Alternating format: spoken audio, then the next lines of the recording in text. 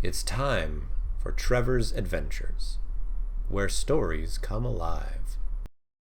Today's story is called Trevor's Incredible Shrinking Garden. Trevor loved spending time in his grandmother's garden. Every Saturday, he would help her water the tomatoes, pick the ripe strawberries, and pull the stubborn weeds that seemed to grow overnight like they were in some kind of secret weed competition. But this Saturday was different. When Trevor arrived at Grandma's house, he noticed that her garden looked much smaller than usual.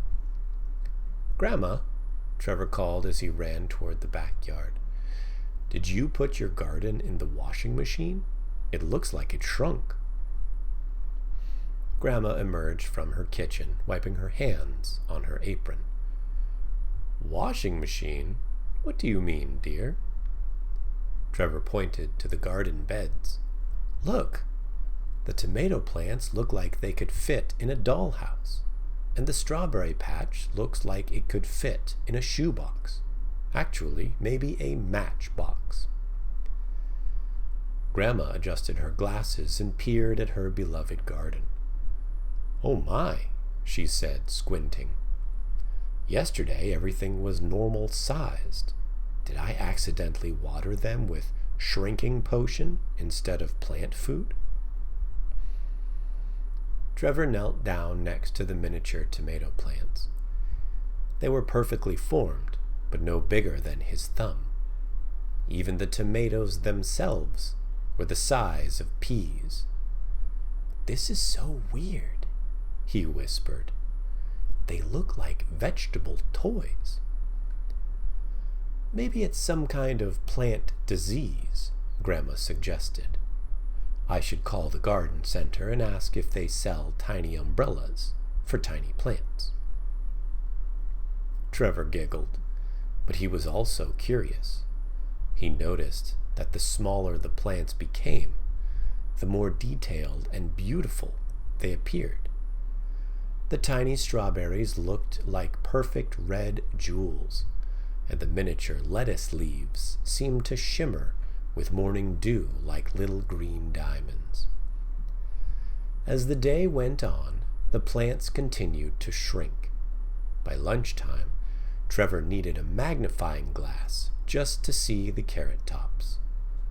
"Grandma, I think your carrots could hide behind a pencil eraser."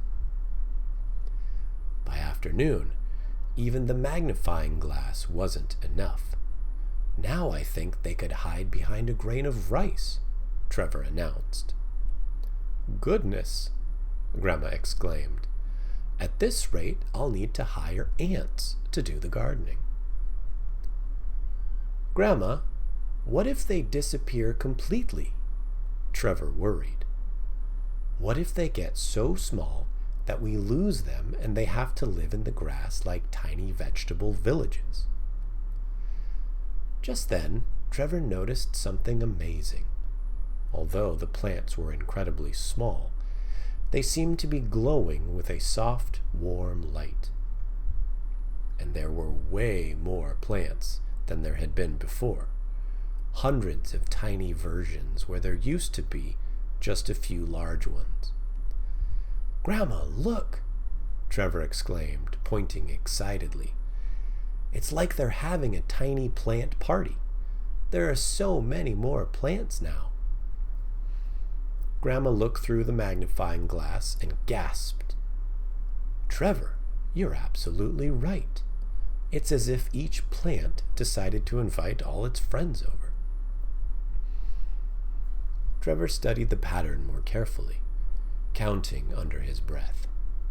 "Grandma, I think I know what's happening. The plants aren't really disappearing. They're making copies of themselves. Each time they get smaller, there are twice as many of them. It's like magic plant math."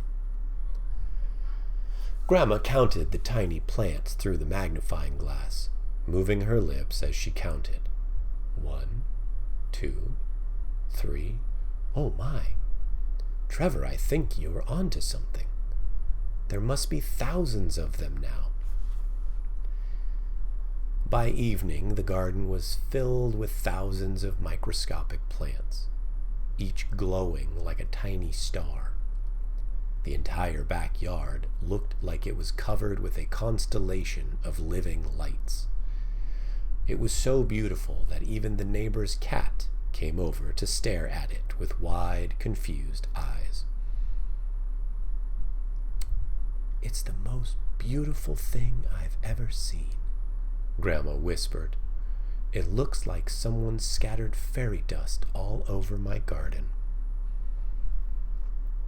"Or like the plants decided to throw the world's smallest disco party," Trevor added, making Grandma laugh. Trevor had one more idea. "Grandma, what if we give them some water? Maybe they're thirsty from all that multiplying." He gently sprinkled a few drops of water over the glowing garden. As soon as the water touched the tiny plants, something magical happened. Each microscopic plant began to grow back to its original size, but instead of returning to the same number as before, all the thousands of tiny plants remained and grew big. "Grandma!" Trevor shouted with joy, jumping up and down. "Look at your garden now. It's like a vegetable explosion." Where once there had been a small vegetable patch, there was now a magnificent garden overflowing with tomatoes, strawberries, lettuce, and carrots. There were so many vegetables that they were practically climbing over each other. A few tomatoes had even formed their own little tomato tower. "Trevor," Grandma said, giving him a big hug, "you didn't give up when things got weird. You kept looking and thinking until you figured it out. Plus, you made me laugh about tiny plant discos." Trevor felt really proud. "I'm glad I didn't just run away when the plants got tiny. Now look how much food we have. We could probably feed a small army of very hungry people." "And the best part," Grandma said, "is that we can share with everyone. I'll bet the neighbors have never gotten vegetables from a magic garden before." That evening, Trevor and Grandma had so much fun picking vegetables and filling up baskets to give to all their neighbors. They were laughing the whole time because some of the carrots had grown into funny twisted shapes, and one of the tomatoes was so big it looked like it could wear a hat. Trevor was excited to tell everyone about how something scary turned into something awesome when he didn't give up and kept his sense of humor. Plus, he couldn't wait to see their faces when they tasted vegetables from a magical, multiplying garden.